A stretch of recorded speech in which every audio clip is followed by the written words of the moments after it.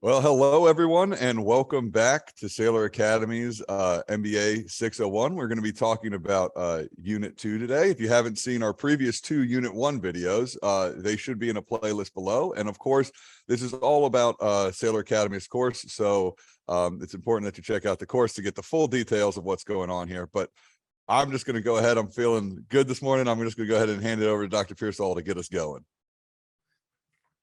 Great, thanks, Michael. And hello again. We will be talking about Unit 2 in the financial course in our MBA program here at Saylor Academy. If you recall, there are 7 units in this course. And in the first 2 presentations in this series, we discussed managerial accounting and financial accounting and the implications of both. We want to turn now to doing a deeper dive into the financial statements and particularly how we can use those to analyze information. As you saw from prior presentations, there's a lot of detail in those statements. We want to spend a little bit of time talking exactly what we do with it. Now, we had discussed that each of our courses has certain learning objectives. For Unit 2, the 2 that apply here are 1, the ability to explain the financial package, including all the different statements in it. We went into some detail on that in the last lecture. And more particularly, the ability to apply the results that we have to conduct an analysis, and more importantly, to use that analysis. What's the purpose of doing all of the math that I'm going to share with you today? In particular, for this Unit 2, our learning objectives are going to be the ability to calculate various financial ratios. Now, we're going to see that there are a number of them. Now, we're not going to go over all the potential financial ratios. We'll highlight a few key and commonly used ratios so that you get a sense. The good news is there is tons of information, and in our course, we provide access to lots more material and ratios that you can gain from the financial package. We'll talk specifically about the evaluation process, evaluating the firm's performance, both over time and also, importantly, how we stack up against other players in the industry, whatever industry silo we happen to be in. And recognizing areas where we're not meeting expectations, we're not meeting the budget or the forecast, or there's simply areas where there's opportunities for performance improvements. Now, in topic 2, in Unit 2, we have a number of topics that were covered. Common sizing is something we talked about in the last presentation, and we had examples and demonstrated that basically it was taking the financial statements and restating those as ratios, showing, for example, cost of goods sold as a % of sales, so that we could get a better sense of direction and performance. Well, we're going to get into very specific ratios today. We're going to talk about profitability ratios. Profit is certainly a key component of every business, and so we spend a lot of time focused on profit. I want to talk about liquidity and operating ratios. We'll also talk about debt. Most businesses will carry some degree of debt or leverage to maintain their operations. So let's take a look at those ratios. Market value ratios. This is really an indication of how well the firm is performing, at least in the eyes of the outside marketplace. And then we'll talk a little bit about comparative financial analysis and trend analysis and benchmarking. Now, before we dig in and start calculating ratios, let me just take a moment here and see if anybody has any immediate questions.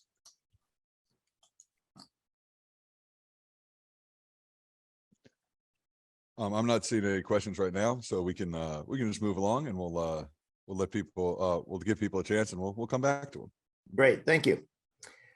All right, let's look at the whole concept of financial statement analysis. We talked about the fact that we typically, when I got and received the financial statements, say quarterly and on an annual basis, one of the first things I looked at were the common size statements. Again, that simple calculation of showing each item on the statements as a % for example, on the income statement, the revenue line. By analyzing these statements, we can hope to get a much better understanding of exactly what this firm is doing in terms of generating profit, we hope. What is their status on liquidity? And what about the controlling the operations, which consume a lot of time and resources in most operations? And we want to talk about how these ratios help us to make decisions. One of the key responsibilities of management is deciding things on product offerings, on costs, on the use of resources. So we're going to find that we can go into these statements and determine an awful lot about how our business is doing. So let's start with profitability. Now, just to make it a tad more complex, we're not going to talk just about net profit. Net profit, of course, is the bottom line.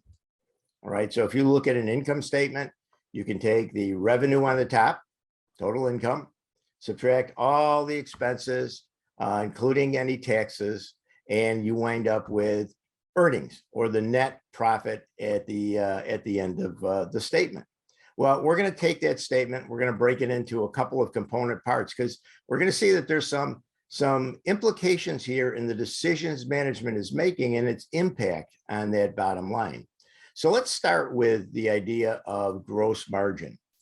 Now, gross margin is going to take a look at gross profit. So let me go back and remind everybody that on the income statement, we start with the top line, which is income.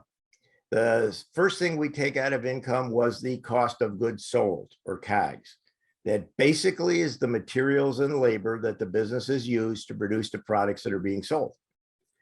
The difference between the revenue and COGS is the gross margin.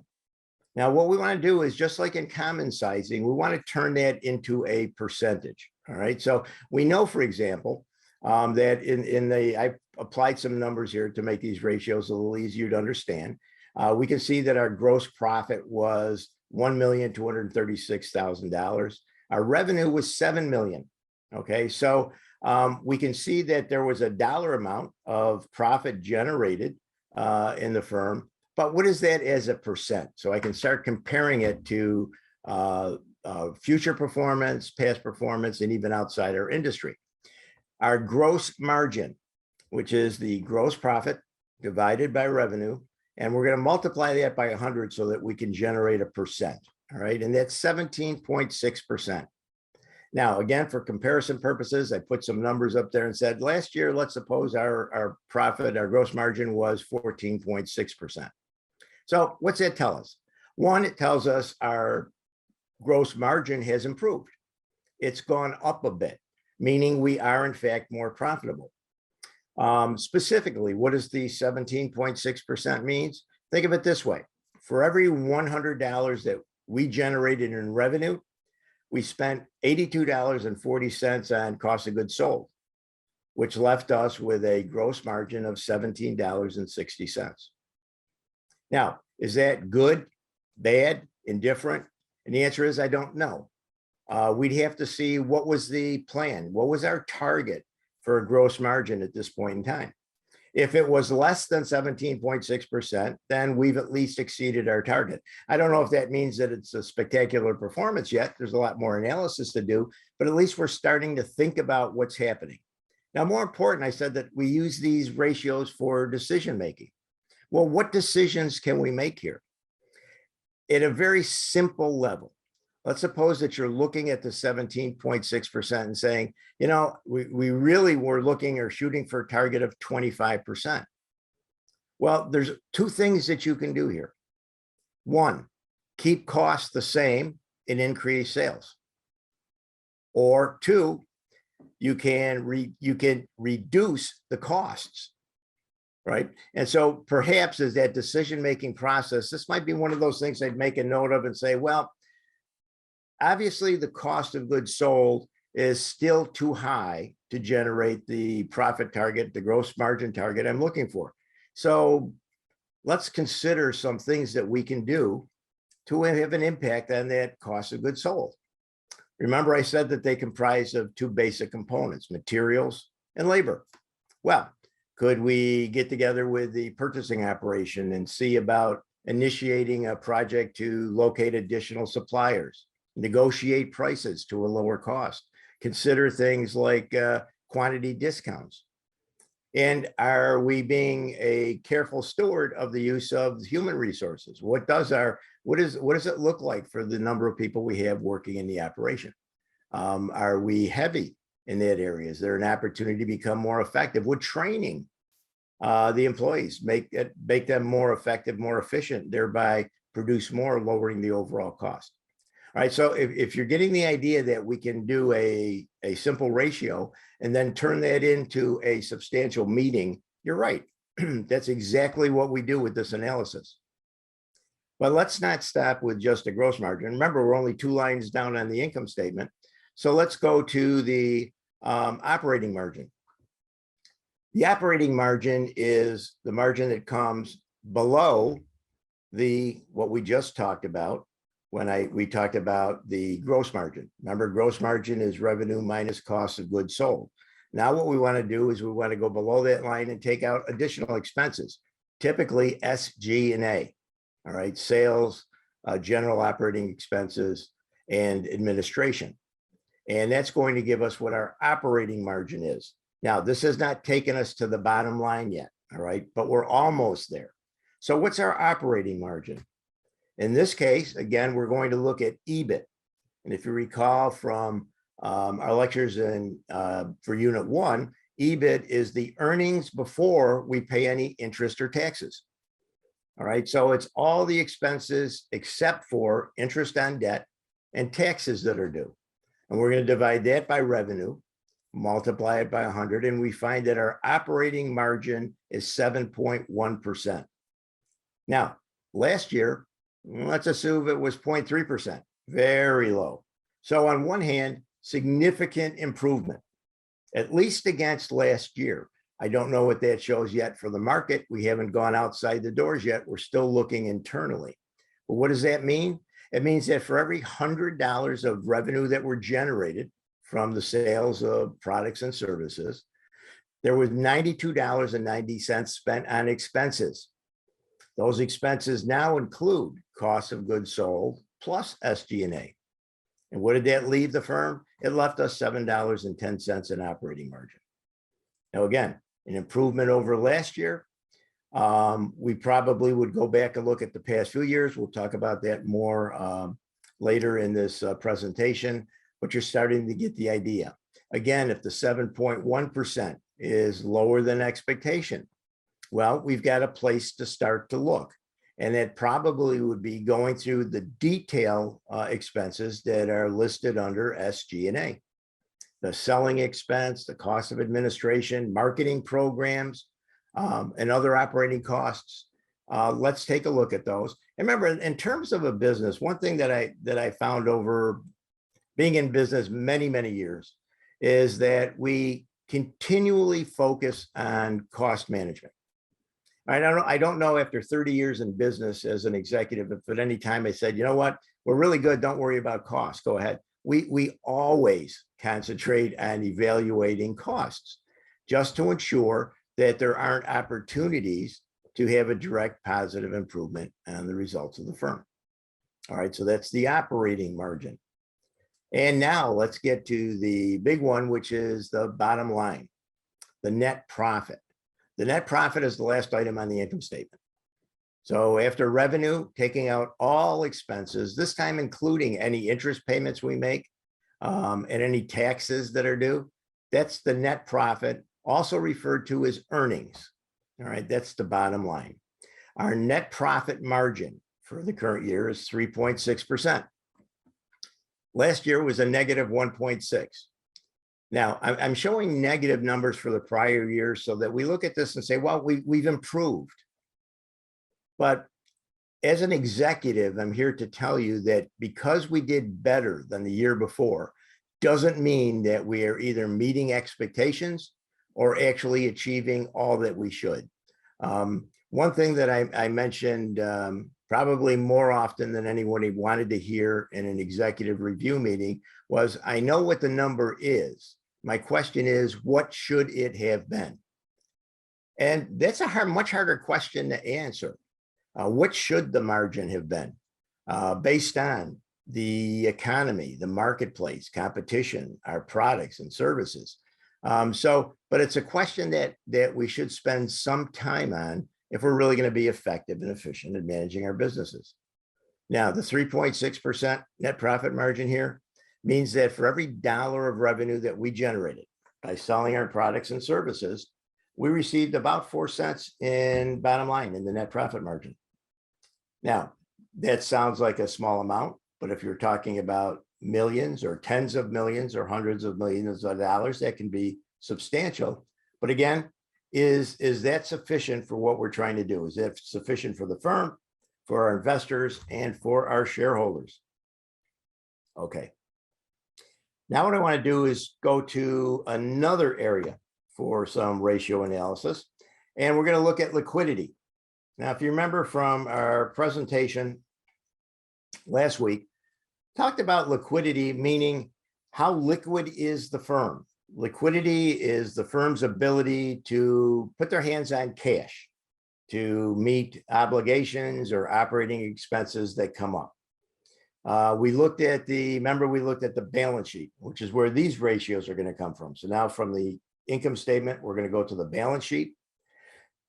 Assets are things that the firm owns. They have value. All right, they're worth something. But remember that we divided that balance sheet into two parts. We had current assets and we had non-current. The current assets were those that we could reasonably expect to turn into cash within the next 12 months. So that's liquidity. And certainly suppliers and creditors are going to be interested in exactly how liquid the firm is. In other words, what position are you in to be able to access cash to meet certain obligations that the business has?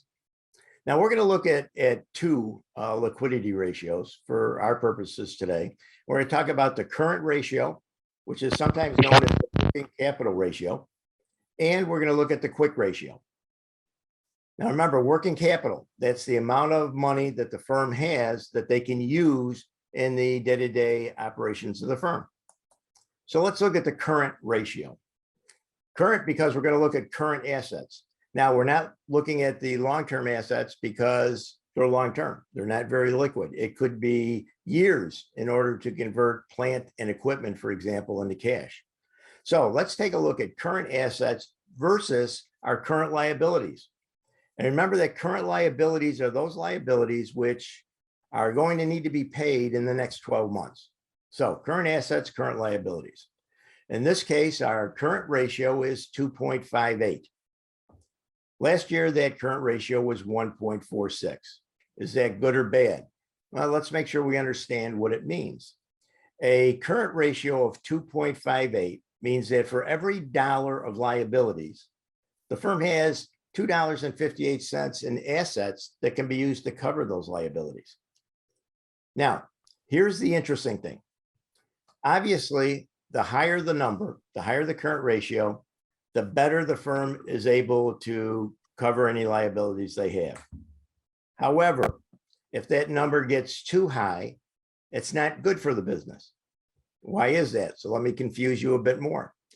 If that number is too high, it means that you've got lots of money tied up in assets. And remember the first purpose of the firm. Investors, owners, shareholders put money into the company. They gave you money so that you would invest it to increase their return.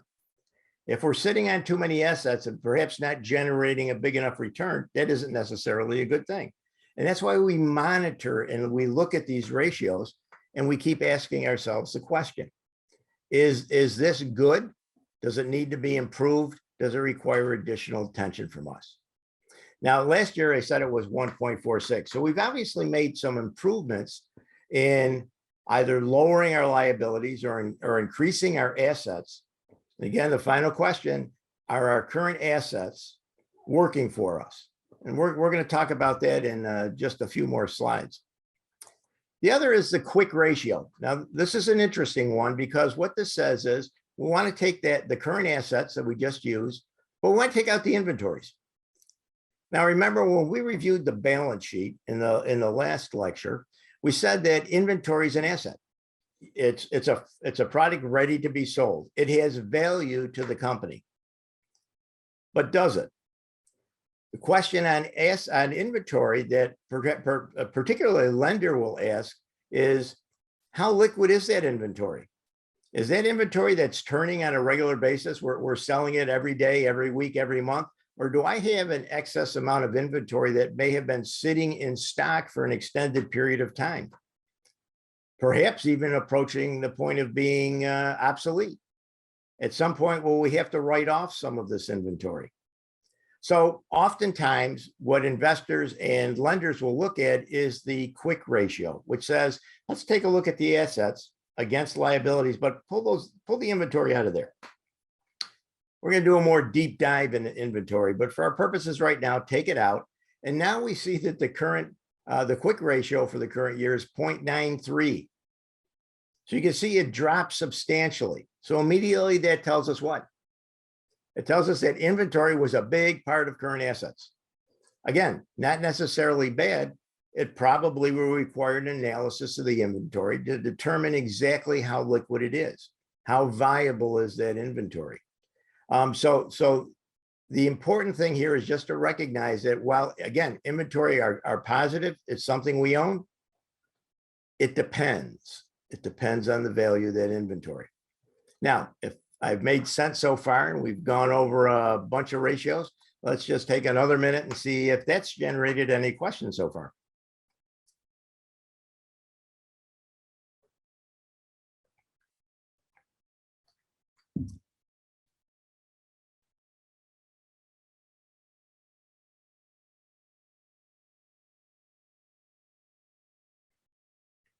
And I can't hear you, Michael.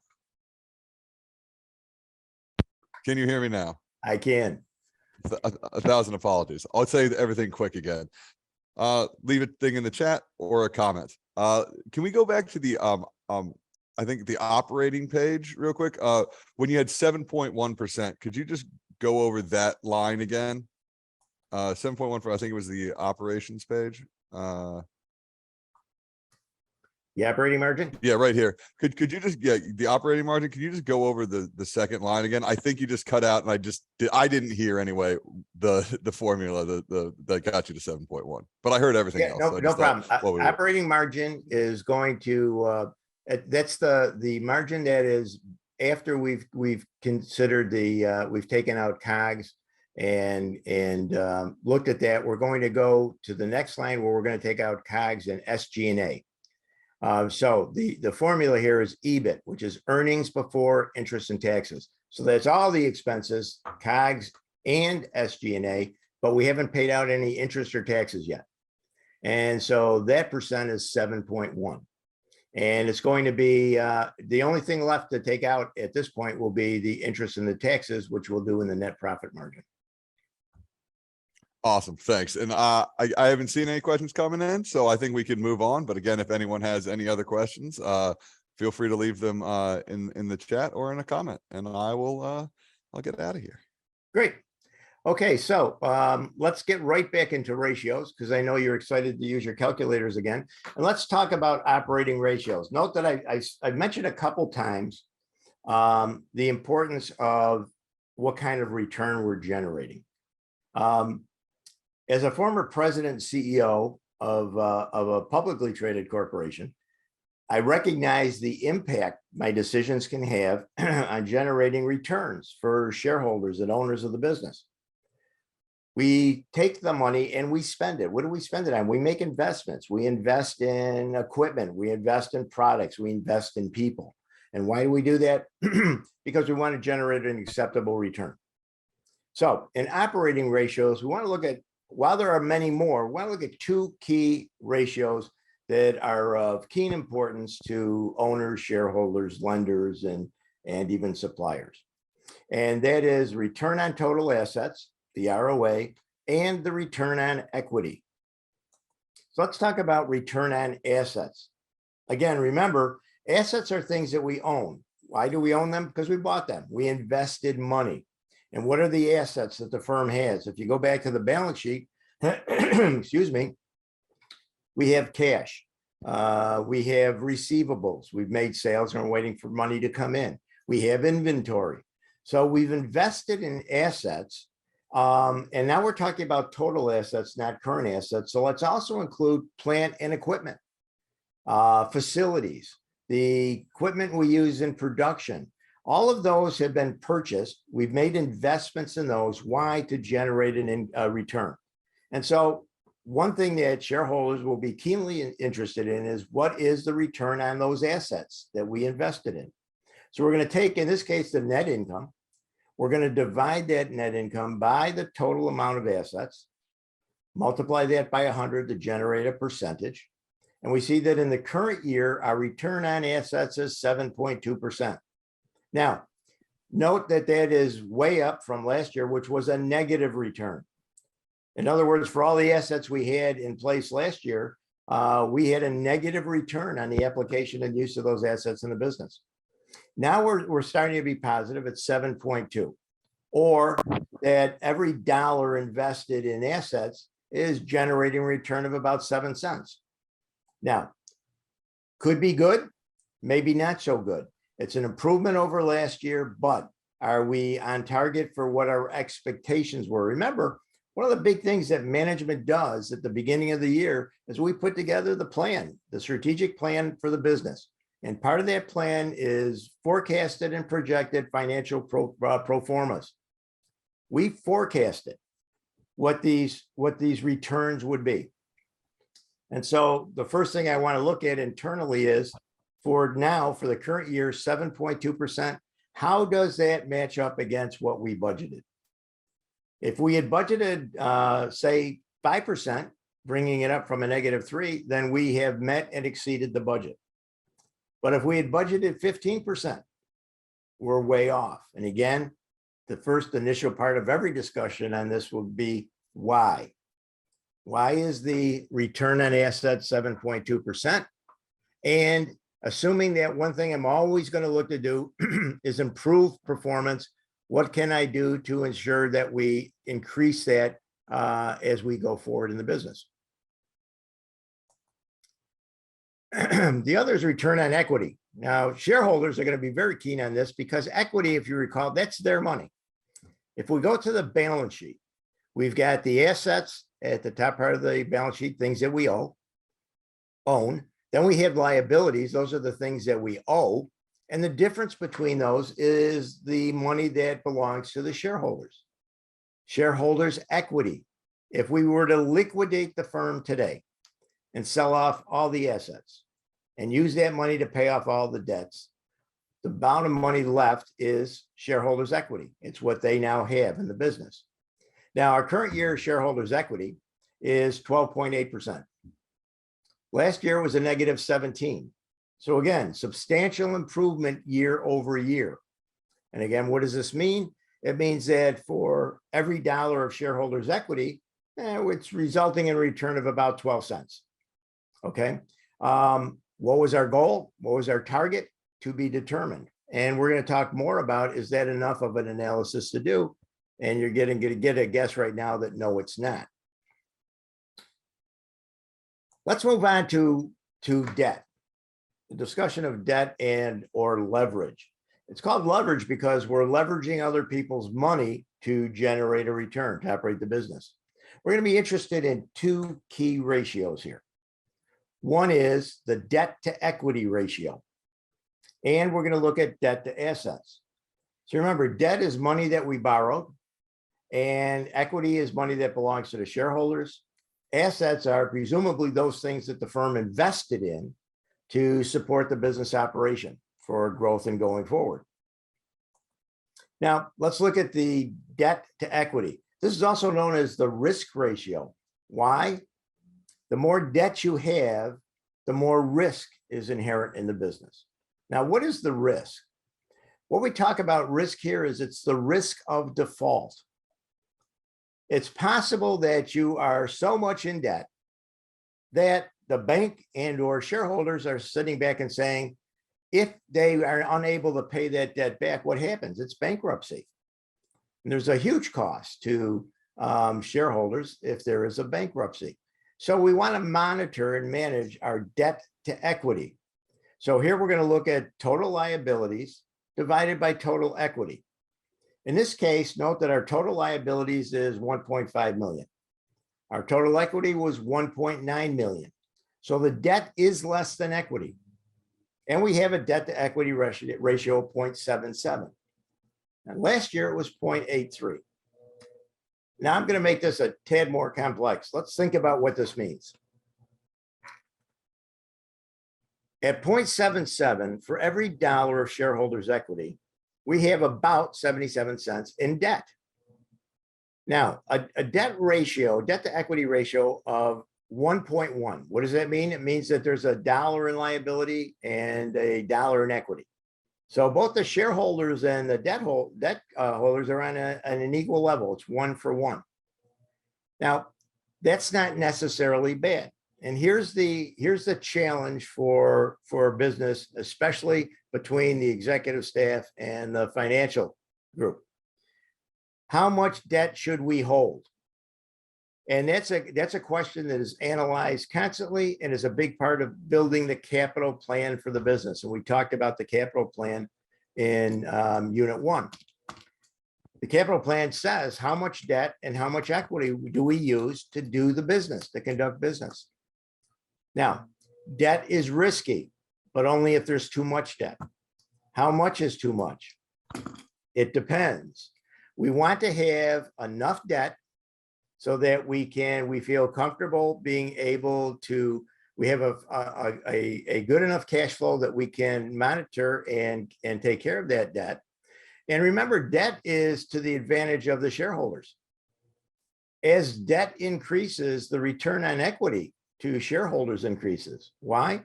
Because we're using somebody else's money, not just theirs, to generate a return.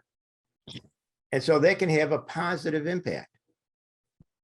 But we can't have too much debt because it increases the risk of default. The other interesting thing about debt is that the more debt we have, typically the higher the cost of debt.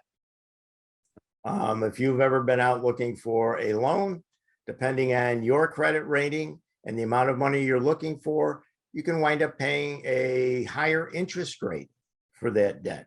So all of these are part and parcel of discussion that goes into how much debt, but we're going to manage and monitor that debt to equity very, very carefully. So having said that, we also want to know what the relationship is between the debt that we have and the assets. Remember that probably a good part of debt has been used to acquire assets that we're going to use for in the operation. So now we're going to look at our total liabilities and divide that by total assets. We now have a debt to asset ratio of 0.43. That's the current year. Last year was 0.64. It's gone down. Now, here, what this 0.43 means is that for every one of those dollars of assets in the 3.5 million, we have about 43 cents of liabilities. Now, the higher the ratio, the higher the potential for risk. Why? Because as that ratio goes up, it means that the amount of debt in proportion to assets is increasing. I think what happens at some point where the debt is greater than the assets, that's a potential issue with liability. So again, what is the right number? A lot of it depends on the business, what you're actually doing in the business right now. Are you in a growth plan? Are you in a maintenance plan, and what's going on in the industry? But we want to carefully evaluate and monitor the amount of debt we're using and the amount of assets that we're acquiring. Now, a couple more ratios that I think are very important for us to think about in our business, because it goes to what value are we creating? One of the key responsibilities of the management team in any business is to create value. It means, how do I make the business worth more week over week, quarter over quarter, year over year? Am I creating value for the owners and shareholders?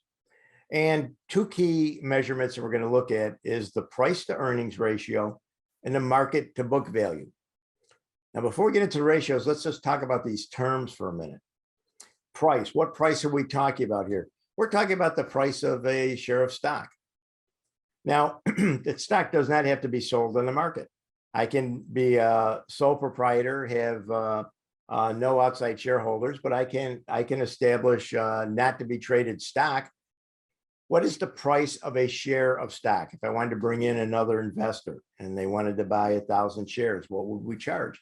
So the price of a share of stock and the earnings. Now we know what the earnings are. It's the bottom line of the income statement. And so the earnings is, what is the earnings per share of stock? Suppose the earnings of the net income at the bottom of our income statement was $100 and we have 10 shares of stock. What are the earnings? It's $10 a share. All right, so we're going to look at the price to earnings ratio.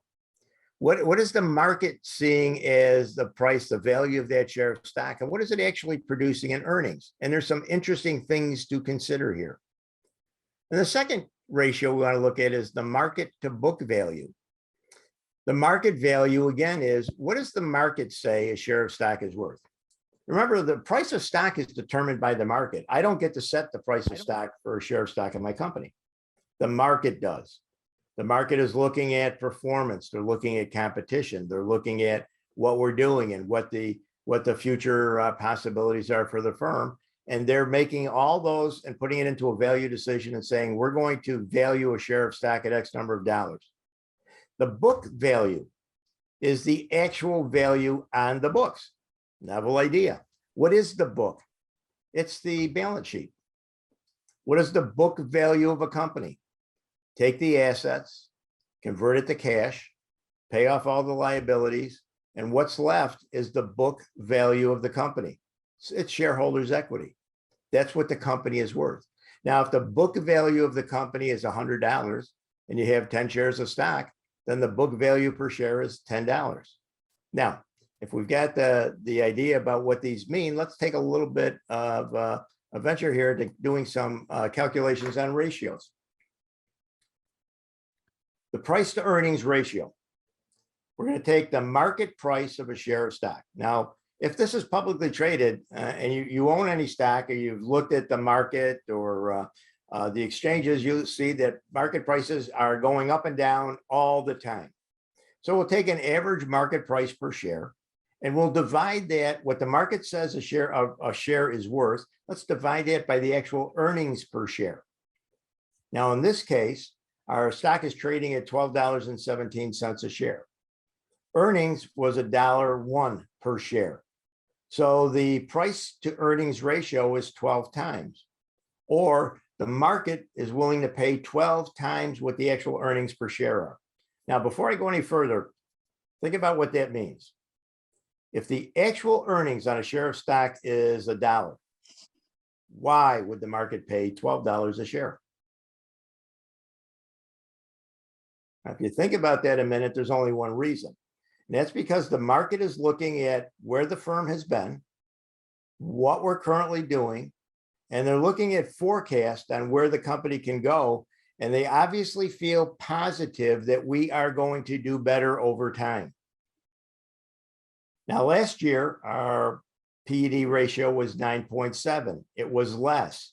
So I'm going to guess that in the last year, we have done some things, improved financial performance, as we have, you've seen from the prior ratios. And so the market is feeling a little bit better about our stock. Now, when you look at the PE ratio, by the way, is commonly used by investors. And one of the neat things about the PE ratio is it doesn't matter about the industry. It's just an easy way to look at how the market views a share of stock and what it's actually earning. And it makes it easy for us to do some comparisons among competitive companies and even what the industry is doing. Now, a high PE ratio could indicate a growth stock. That's why it's paying a premium 12 times, 15 times. As that goes up, the market is saying, we feel really comfortable that this company is about to do substantially better. It's a growth stock. A low PE ratio indicates a value stock. What do I mean by value? It means that the market price for the stock and the returns are pretty comparable. We're not looking for any major growth in this. It's maybe considered a safer investment if you have no expectation of making a large increase or a large return. Okay, so you will see this ratio used very often when people are talking about a stock offering or when they're comparing opportunities to invest in various stocks. Okay, so price earnings ratio. And by the way, there is much more information in the course on exactly what these indicators are. And there's also a tremendous amount of information out there online on these. They're very, very common and very popular topics in financial management. The next is the market to book ratio. So we want to evaluate how the market is valuing our stock and what is that stock compared to what the book value is. So the market ratio is the market capitalization same. It's $12.17 a share. The total book value, remember, assets minus liabilities equals shareholders' equity, divided by the number of shares of stock is $7.91 a share.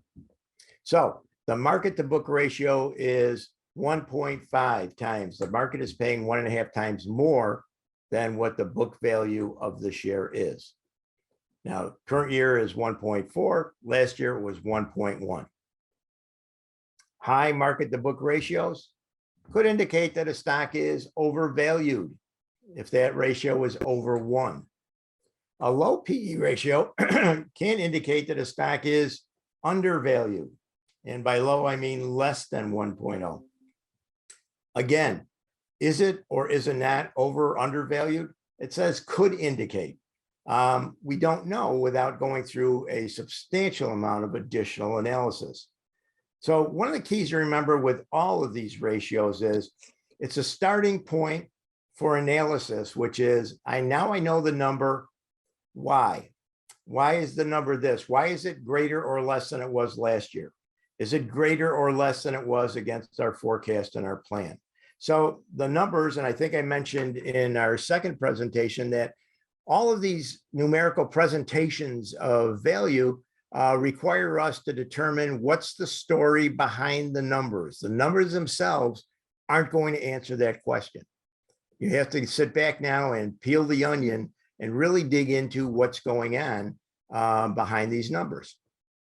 Which leads us to, now that you've done a bunch of analyses and calculated a number of ratios, remember I said there's lots more ratios we could do. I think at one time for one of the businesses that I operated, there were probably somewhere in the neighborhood of 25 or 26 ratios that I monitored on a regular basis. So there's lots more you can get into. These are very basic and they're very common. So you have an idea now of what that process entails. So let's talk about this idea of comparative financial analysis. You've calculated a number. You've determined what your net profit margin is. What are you going to do with it now? And that's where we have to start this analysis and comparing it to one. The first place I always started was comparing it to the plan. Remember, we said that when we went into the year, we had put together a comprehensive budget and analysis. We had forecasted sales, expenses, we had projected cash flow, project margins. My question now is, as I look at the number, how are we doing against the plan? Now, again, there can only be 3 possible answers to this. You're doing it, you're doing less than, or you're doing more than. Each one of those requires some analysis. If we're not working to plan, we need to understand why we're not. What's going on? Is it avoidable? Is it correctable? Do we have to make a change? Or here's one. Suppose that when we set our plan at the beginning of the year, like you can see at any given point in time, there's been a major impact to the economy. And so our sales forecast is absolutely not going to achieve what we thought it would. Well, one thing we might do is we might have to go back in and restate our forecast. Maybe we have to bring the forecast down. And by that, I mean, we might also have to address all the other parts of the forecast we had. If you're going to forecast less sales, we will need less equipment, less materials. You get the idea. So that's why we think about, in most cases, these budgets and forecasts are dynamic, meaning they're not set in stone. Now, from my own experience, we did this kind of analysis at the end of every month. We would go through and analyze the financials against the budgets and make a determination on whether or not any changes in the future projections needed to be made. But that's not enough. You know where you are today. One of the things I was always interested in is how are we doing against where we were last year or at the last period? Typically, we're looking to do better. All right. And so we will go back and perhaps look at the last 3 years of performance. What was our sales for the last 3 years compared to our sales today? Now, this is a trend analysis. And by trend analysis, we establish a trend over time. And we talked about in forecasting that we start with history. We'll go back and look at the last 3 to 5 years. We'll plot the activity. We'll see what the trend is. But the trend is not a predictor of the future. So even if sales have increased 10% a year for the last 3 years, it does not mean that sales will increase 10% this year. You will have to do some things. And that means we start with the trends. We look at where we were. We compare it to where we are. And then the hard analysis becomes, what do you know currently about the future? What can you do to forecast what's going to happen to the economy, to products, to customer demand, to competition? All of those things go into the analysis. So we'll compare it to today. We'll go backwards in time and we'll look at a trend analysis. And more importantly, we'll not only look at ours, but how about we open the window and we look outside? Because we're not sitting here as unless you're a monopoly, the only industry in the marketplace. So if your sales have increased 10%, and that's substantially more than last year, that's a good sign. But what if in general sales in our marketplace have increased 20%? So when we do this comparative financial analysis, we're going to do 3 things. We're going to compare the numbers to current plan. We're going to compare the numbers to historical performance, and we're going to compare the numbers to what's taking place in our industry. All right, 3 kinds of comparative analysis, which when you get done with that, you can imagine now that you have a much better appreciation and understanding of exactly what's going on in your business. And remember, isn't that the key to good decision making? To make a good decision, you have to spend the time up front to gather all the necessary data that you're going to need. Talk to all the people you have to talk to, conduct all the studies and the analysis, and then sit down and use that information to make a decision on any part of the business. And so as a former president and CEO, I can tell you that this consumed a substantial amount of my time on an ongoing basis. But it's an important part of managing a business. And the last thing I want to talk about is benchmarking. Now, you may have heard about benchmarking. It's done by lots of businesses. Certainly large businesses use it. Small business can use it too. Benchmarking simply says, I want to benchmark my performance against some other business, some other company.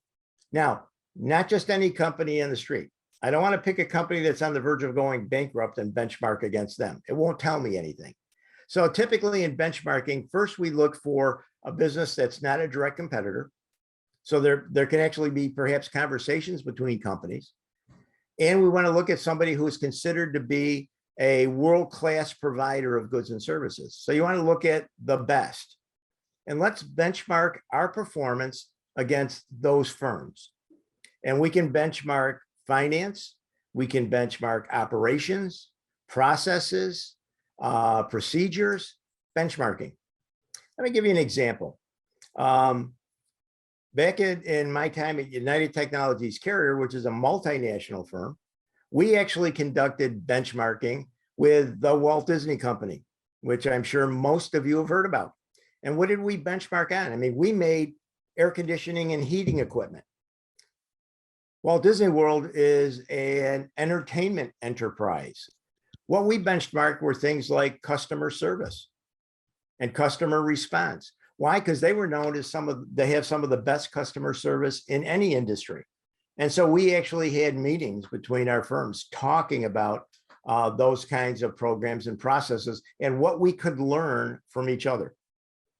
All right, so a lot there in terms of ratios and analyzing that ratios. And I'm hoping that you get the idea now that it's not as simple as just generating a number and then moving forward. Generating the numbers is simply the starting point of what we're going to do. Now, in our next presentation, we're going to move on to Unit 3 and talk more about the actual financial management of the firm. And before we do anything else, let me just go back to Michael and see if there's any questions so far. No questions right now. I'll tell you, like I'll tell the audience as well. We did have a bit of a hitch up there at some point, but you were coming through perfectly fine on my Zoom. So and on my so we have the local recording of that and the cloud recording. So I will get that uploaded and add it below. For some reason, OBS and Chrome do not seem to want to get along today. But so I'm not seeing any questions right now, but that could just be from the terrible delay we've been having based on the live stream troubles. Okay. But I will tell anyone, if they're watching this version, I think it should work just fine on YouTube. If not, I'll have a replacement version underneath. And if you have any questions, leave them in the comment and we'll definitely get to them next week. But I'd like to thank everyone who did stick this out with us. And of course, I'd like to thank you, Dr. Pearsall, of course, for taking us through it. You were excellent. It was a technical issue on my end. Thank you. But so thank you, everyone, and we'll see you at same time next week.